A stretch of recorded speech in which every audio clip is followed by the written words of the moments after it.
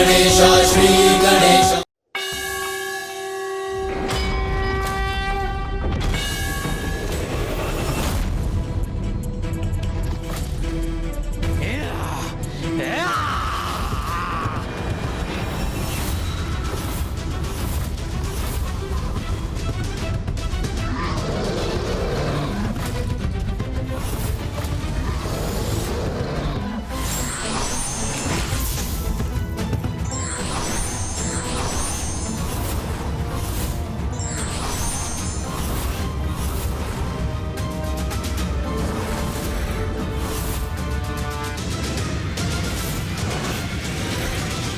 उचित कहा था माता ने।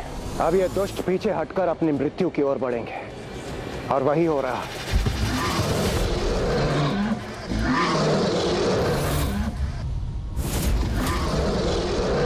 कीचड़ के समान भीरू मत बनो, आगे बढ़ो। देखो है तो ये तुच्छ नारी ही, तुम्हें तनिक भी शक्ति नहीं पहुंचा पाएंगी मेरे महायोद्धाओं।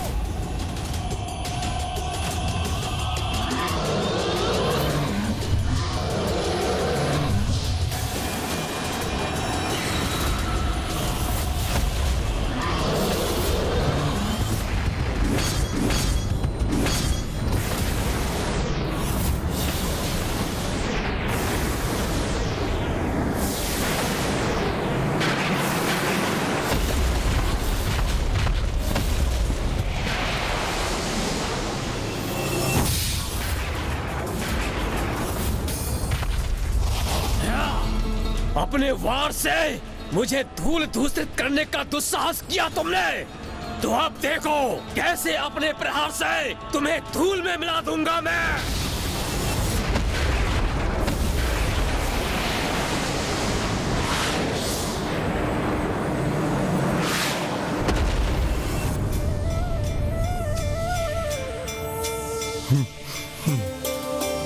भैया, युद्ध में जिस अपार शक्ति का संचार हो रहा है, माँ की सुरक्षा कवच के कारण उसका प्रभाव वहीं तक सीमित हो रहा है।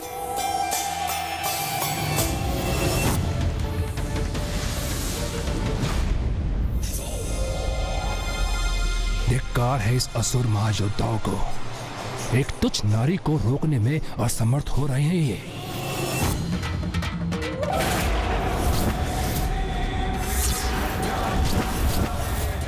अपने विषैले द्रव्य से नष्ट कर दूंगा तुम्हें देवी। दुष्ट असुर, तुम्हें उस द्रव्य को प्रवाहित करने में ही असमर्थ कर दूंगी मैं।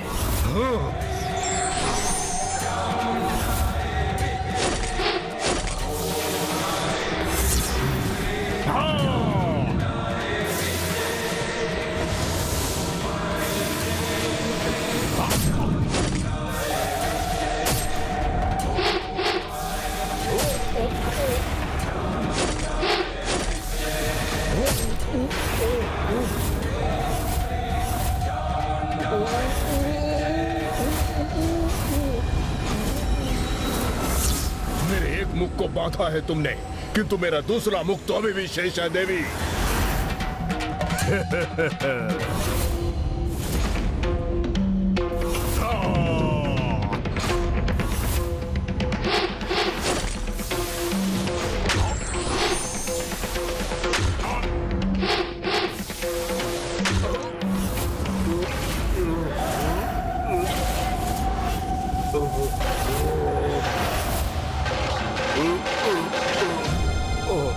तुम्हारे इन बाणों को ही नष्ट कर दूंगा मैं।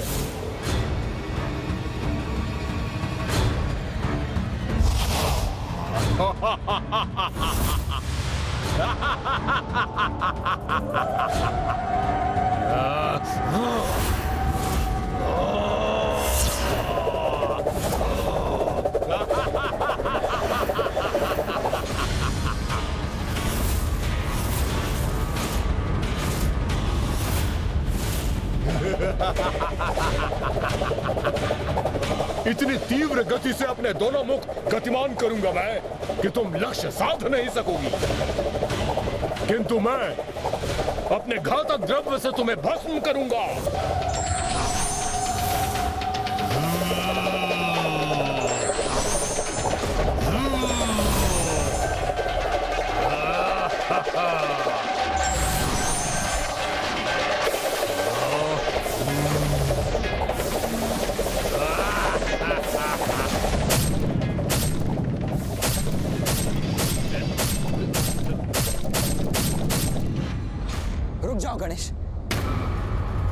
मुझे आगे बढ़ने से रोका था ना तुम, और अब स्वयं माँ के आदेश का उल्लंघन कर आगे बढ़ रहे हो।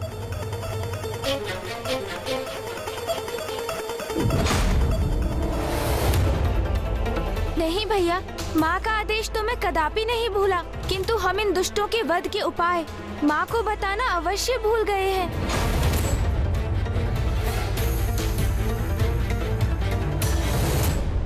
मेरे महायोद्धा सेनापतियों, इन देवियों से निरंतर युद्ध करते रहो और थका दो इन्हें, और जब ये थक जाएं, तो अपने भयंकर आगमन से इनका संहार कर देना। तुम्हें अपनी भुजाओं के जाल में बांध लूंगा मैं। ये क्या? मुझे कुछ दिखाई नहीं दे रहा। है क्या ये? तुम्हारी भुजाओं को अपने त्रिशूल से बांध दूंगी मैं, अक्षम्य कर दूंगी मैं तुम्हें।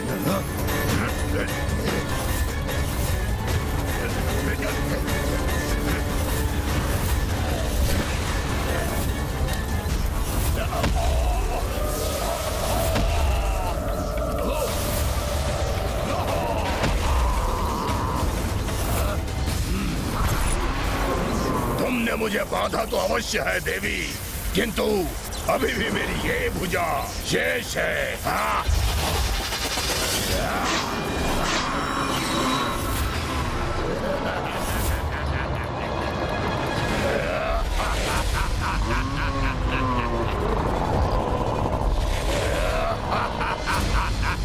आश्चर्य, इसकी भुजा इसके तन से विलग होकर पुनः उत्पन्न हो गई।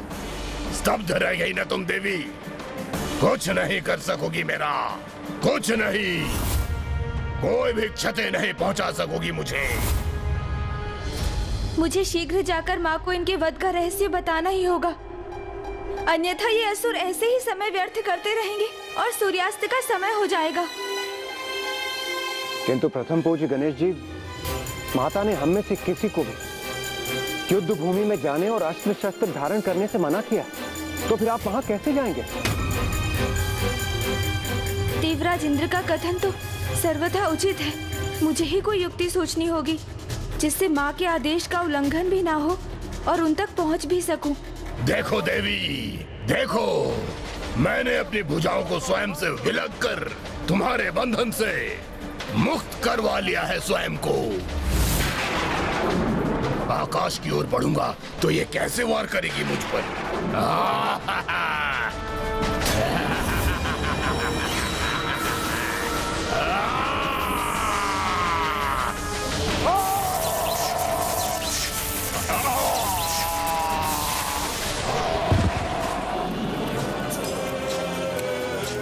ये देवियां, ये तुच्छ नारियां मेरे महायोद्धाओं पर भारी कैसे पड़ रही हैं?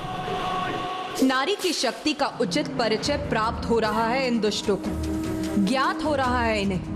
नारी का अपमान समाज और व्यक्ति दोनों के विनाश का कारक बनता है।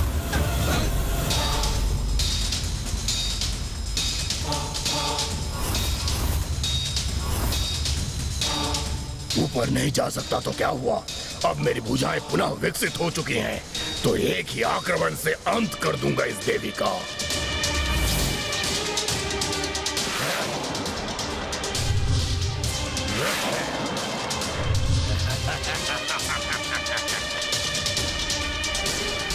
इस प्रकार तो आज ये युद्ध समाप्त ही नहीं होगा। मुझे कोई तो मार्ग निकालना ही होगा। मेरी देश सेना का कोई भी सदस्य युद्ध करने के लिए आगे नहीं बढ़ेगा और ना ही अस्त्र उठाएगा।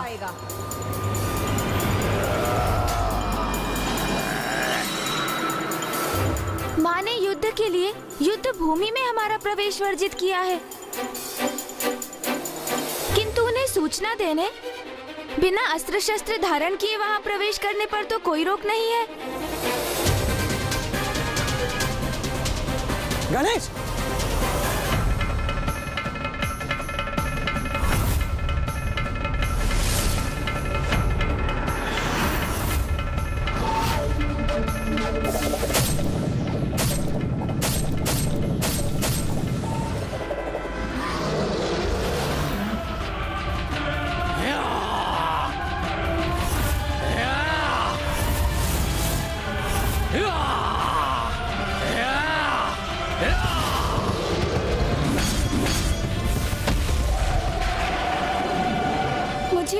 माताओं तक पहुंचना होगा।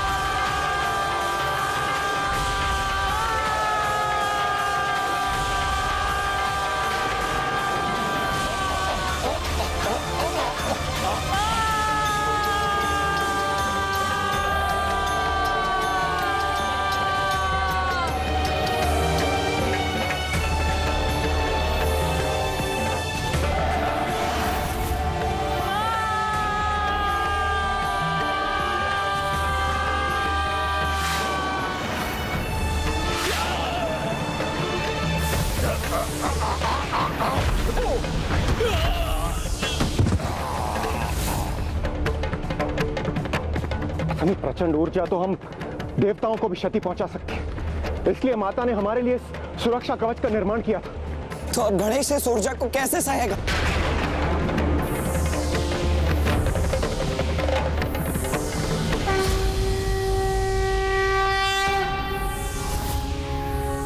माँ का आंचल ही मेरी रक्षा करेगा।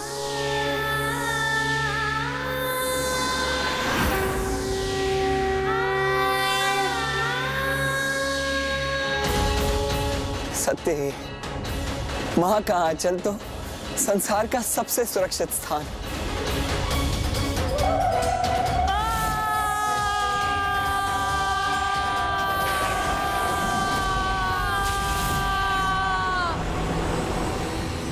उत्तम, अति उत्तम।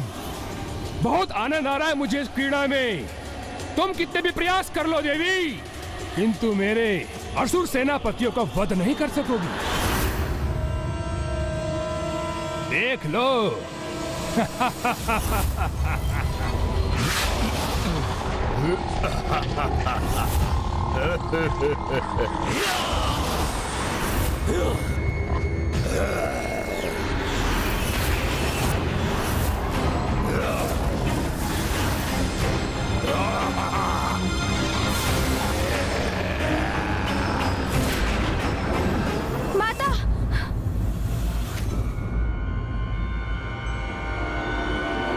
माता, इस अष्टभुज असुर विश्चल बुद्धि के 3 हृदय हैं और इसे वरदान प्राप्त है कि जब इसके तीनों हृदय एक साथ नष्ट होंगे तब इसका भी अंत हो जाएगा। माता,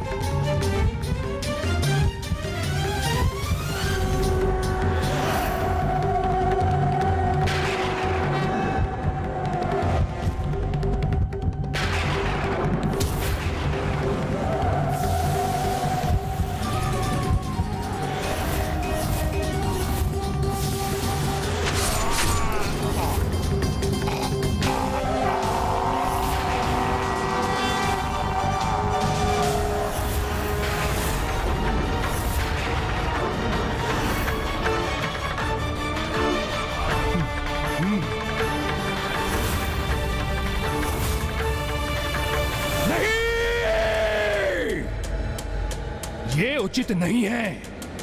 कैसे ज्ञात हुआ देवी को विशाल बुद्धि का भेद?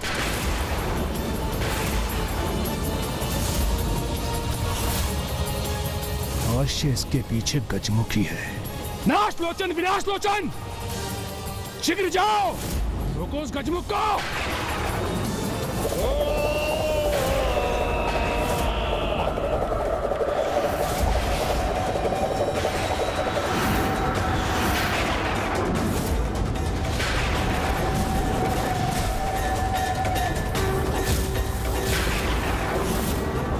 आगे नहीं बढ़ने देंगे हम गजमुख। अपने प्रहारों से यही रोक देंगे तुम्हें।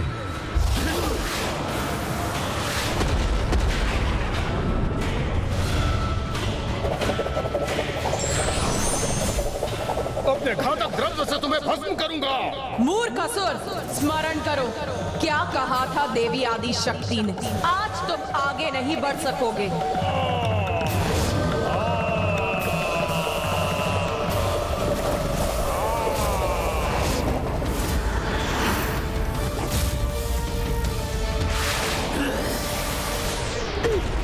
क्या करूं मैं?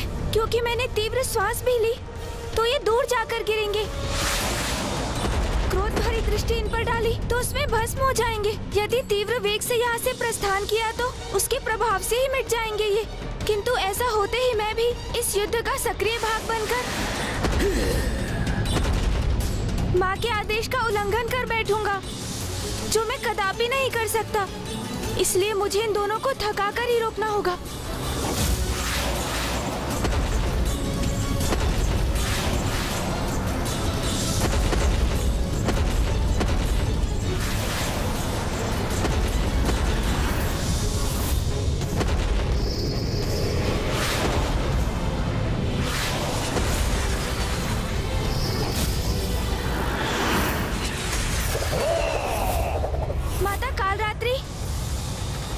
दुष्ट असुर दुमुखासुर का अंत तो तभी संभव होगा जब एक अस्त्र इसके एक मुख से भीतर प्रवेश करेगा और इसके दूसरे मुख को चीरकर बाहर निकलेगा।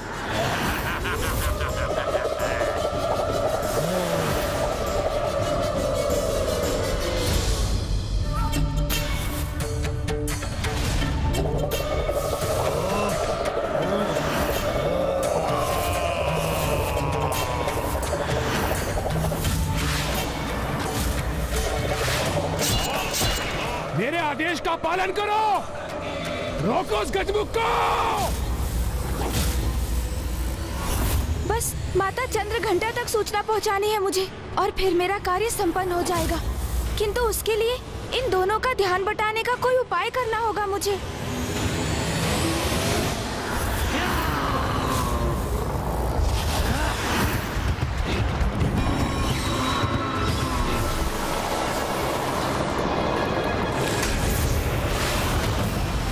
दुष्टों के लिए यही युक्ति उपयुक्त है।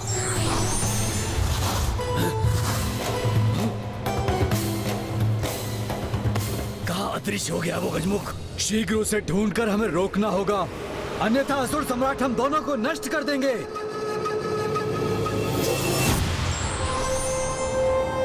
अब मैं इन्हें भ्रमित कर एक दूसरे से ही उलझा देता हूँ। असुर जी, वहाँ कहाँ ढूंढ रहे हैं आप मुझे? मैं तो यहाँ हूँ।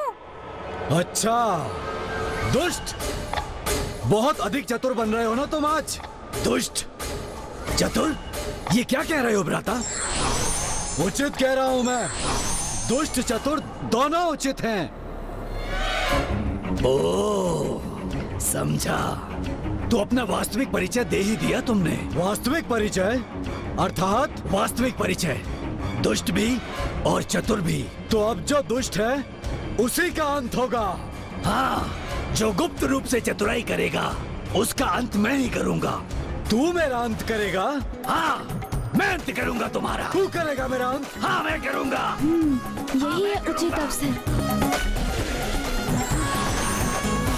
माता! तुमने सुना? सुना भी और देखा भी उस दुष्ट को। तो फिर रोको उसे। माता!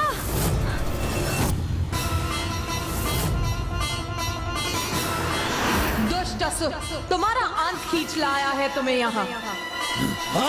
माता!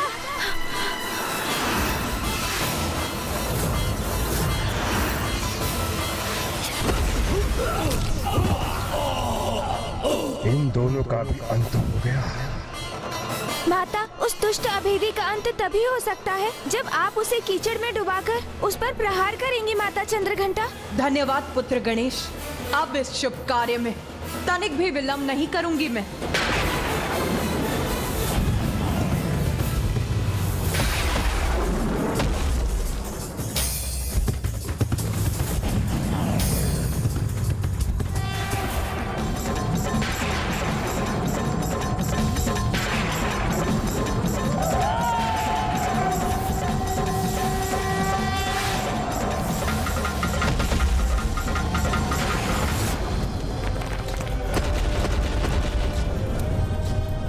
संभव। मेरे महायोद्धाओं का अंत हो गया इन तुच्छ देवियों, इन नारियों के द्वारा।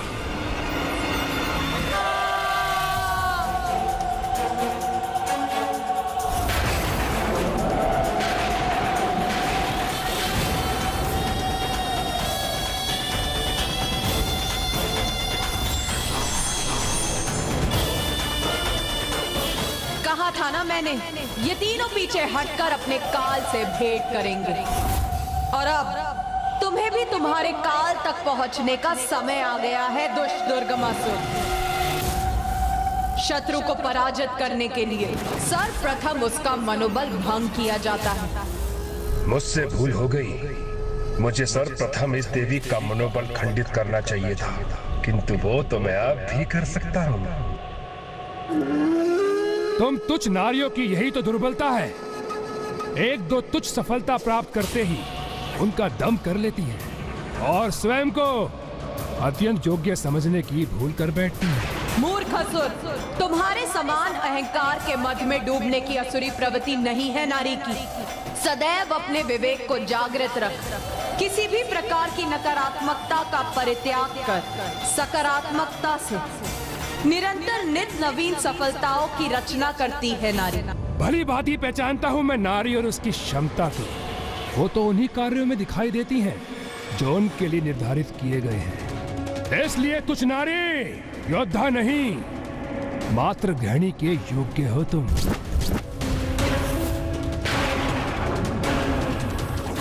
मेरे द्वारा तुम पर आस्थ उठाने से पूर्व जाओ देवी जाओ, श्रृंगार गृह में जाकर वो जैसे महान शक्तिशाली पुरुषों को रिझाने के लिए श्रृंगार कर।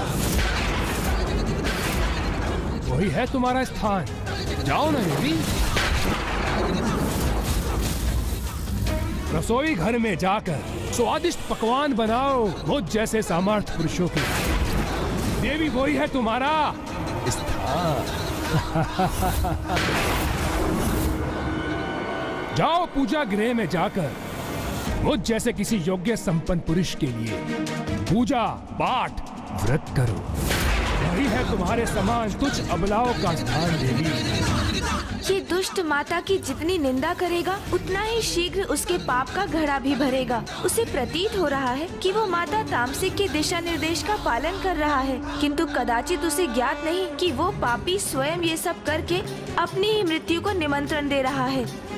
जो जन्म दात्री उसे तुच्छ मानते हो तुम मूर्ख, और उसे सीमा में बांधकर उसके लिए उचित अनुचित स्थान निर्धारित करना चाहते हो। मूर्ख अज्ञानी, भगवान के अवतार भी नारी की कोख से ही जन्म लेते हैं, और तुझ जैसे दुष्ट अधर्मी सभी चराचर जीव सभी नारी की ही संतान। नारी यदि योद्धाओं को जन्म देकर उन्हें युद्ध के लिए भेज सकती, रसोई गृह में भोजन तैयार कर योद्धाओं को युद्ध के लिए योग्य बना सकती, मंदिर में अपने पुत्र, भ्राता, पति और पिता की विजय हेतु प्रार्थना कर सकती, तो वही नारी युद्ध भूमि में प्रस्तुत होकर उनकी रक्षा कर उन्हें विजय भी प्राप्त करा सकती। बस देवी बस बस, बंद करो अपना अलग प्रलाप। तुम्हारे विचार उसी तरह उलझे हैं जैसे तुम्हारे ये केश। मेरा कहा मानो तो अपने इन केशों को खोलकर मुझ जैसे किसी महायोद्धा को उनके सौंदर्य से आनंदित करो।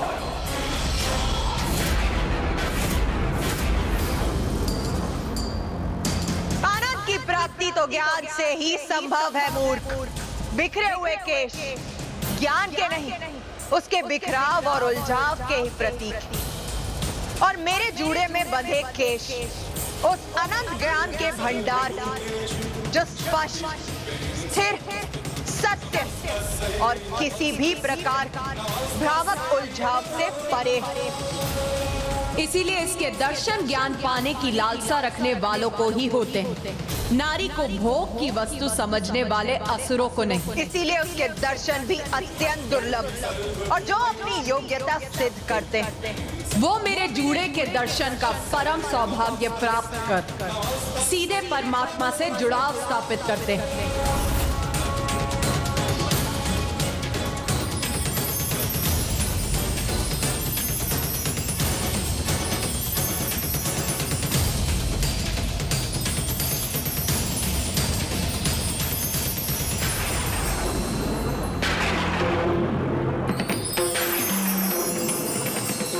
तुम्हारे नैतिक शब्दों का मुझ पर कोई प्रभाव नहीं हो रहा है देवी, क्योंकि मुझे तो तुम्हारे लाल होठ ही दिखाई दे रहे हैं।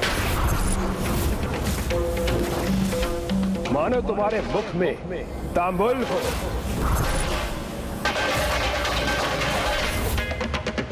तांबुल और सुपारी तो मंगल और लक्ष्मी का प्रतीक होते हैं, किंतु तुम्हारे भाग्य में अब न मंगल है और ना ही लक्ष्य।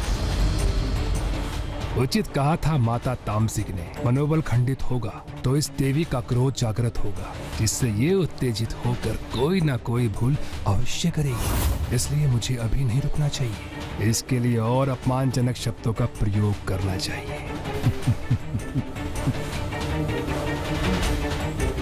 देवी देवी देवी, इस प्रकार उत्साह में आगे मत बढ़ो, कहीं तुम्हारी पतली कटी बल ना खा जाए।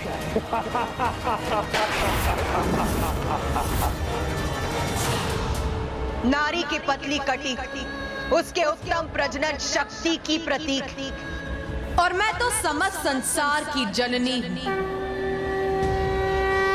इसीलिए मेरी कटी की चिंता तुम मत करो मूर्ख, वो तो अति सक्षम, उसे कोई क्षति नहीं पहुंचेगी। क्षति तो अब तुम्हें पहुंचेगी मूर्ख। खंडित यदि कुछ होगा तो वो तुम्हारा अहंकार दुष्ट दुर्गमासुर। अहंकार तो भी तुम्हारे मुख पर झलक रहा है देवी, तभी तो इस युद्ध भूमि में लोक कवच नहीं अपितु स्वर्ण आभूषण धारण करके आई हो तुम। तुझ नारी